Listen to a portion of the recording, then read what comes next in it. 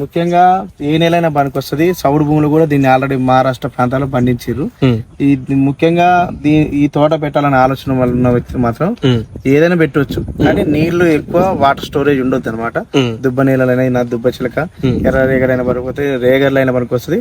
కానీ water management ఎక్కువ ఇవ్వకుండా ఈ ఎడారి మొక్క కాబట్టి దాని తగ్గట్టు నీళ్ళని మేనేజ్ చేసుకోవాలి. ఈ 2 ఎకరాలకు గానీ ఎన్ని మొక్కలు పెట్టాయి? మొత్తం 2 ఎకరాల హెక్టార్ అనమాట. ఇది మొత్తం 2 ఎకరాల 10 గుంటలు దాకా ఉంటది. 2 ఎకరాల 15 గుంటలు. ఈ ఒక 5,500 మొక్కల దాకా పెట్టాను. పెట్టినప్పుడు ఒకే దఫాలు ఈ మొక్కలన్నీ పెట్టావా లేకొని ఒకసారి కొన్ని పెట్టావా?